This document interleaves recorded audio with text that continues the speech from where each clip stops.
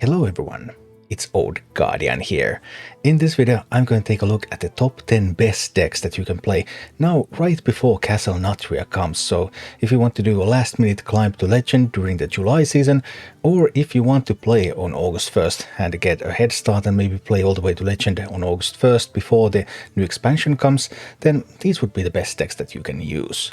I originally thought that I wouldn't make a video about the best decks this late in the expansion, that maybe the one that I did a week and a half ago would be enough, but yesterday on stream somebody asked me, okay, what are the best decks to climb right now, and I said, yeah, I guess there's still those, but maybe something has happened in the last week. I've been pretty focused on Castle Nathria already, so I'm not completely certain. But now I took the time to analyze the meta properly and to look through all the statistics, and these are the 10 best decks. Couple of words about my methodology.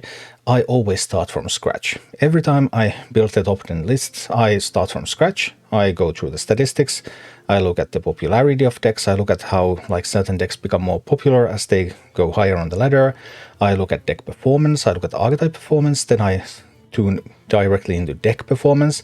There are also some decks sometimes that you can't find the whole archetype, but there's an individual deck that's really good.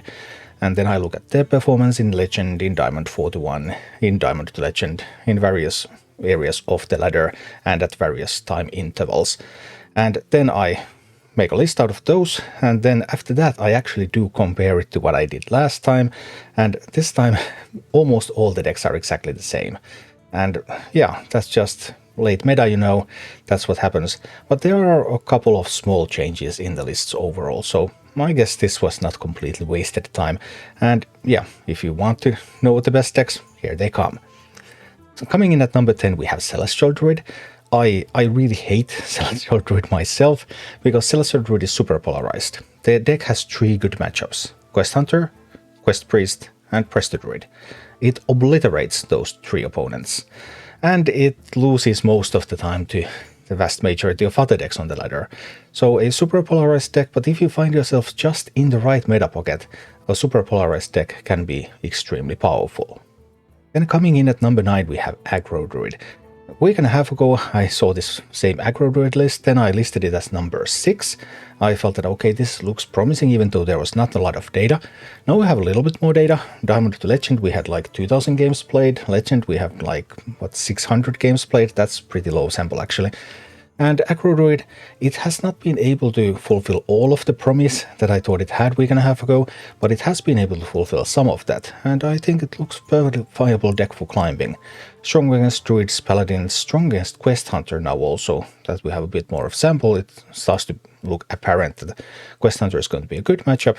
And also another thing that we have been able to figure out since the last time, because we have more data, is that Quest Priest is a pretty bad matchup for this one. And speaking of Quest Priest, here is Quest Priest coming in at number 8, exact same list as a week and a half ago, the same good matchups, same bad matchups. Quest Priest really was saved by Prince Renatal. Quest Priest was not a viable climbing deck before Prince Renatal was introduced to the game, but Prince Renatal just synergizes so sweetly with that Priest hero power, and Quest Priest really mostly cares about finding the right curve, and okay, you have 10 more cards in your deck, but you just chip in cards off that curve so that you have the same curve spread, same mana spread in your deck, and it's still doing fine. And at number 7 we have Fel Demon Hunter.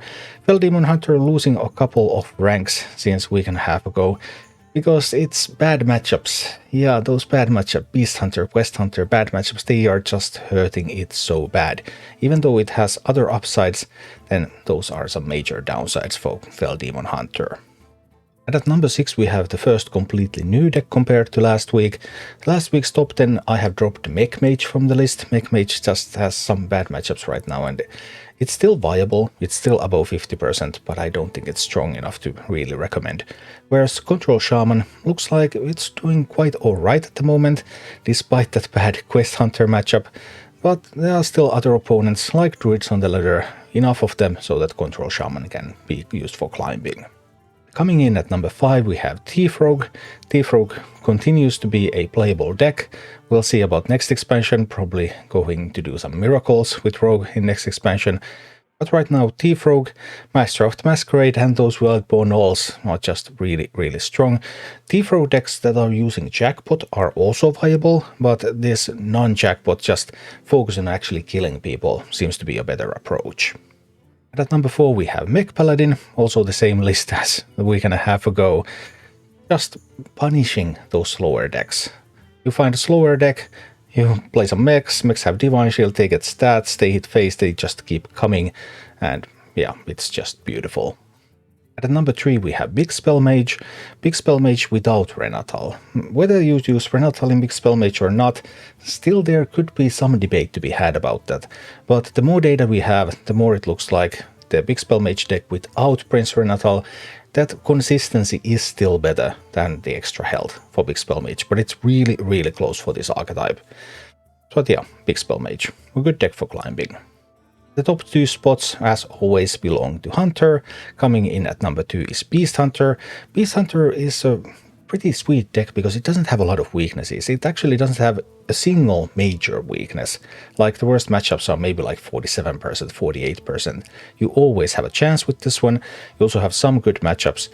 And this is like the least polarized deck in the meta. This is a deck that you can just take into any game and you can have a chance, and just a very strong option. However, looking at overall statistics, Quest Hunter is still the superior alternative, even though Quest Hunter has 2 abysmal matchups. Mech Paladin and Celestial Druid are both absolutely terrible. You feel super bad going into either of those as a Quest Hunter, but when you're good, you're just so good. And because you're good against the majority of the ladder, Big Spell Mages, Fel Demon Hunters, Rogues, Shamans, Quest Priests, you're good so often that you're just going to win so much of those games that getting some auto losses doesn't really hurt you as a Quest Hunter. And that's why, even though Beast Hunter is more stable, then Quest Hunter is overall the best performing deck in the game, and therefore the best deck to climb all the way to Legend. Thank you for watching. Click like and subscribe if you enjoyed this, and a special thanks to all of my Patreon supporters, YouTube members and Twitch subscribers who make all of these videos possible.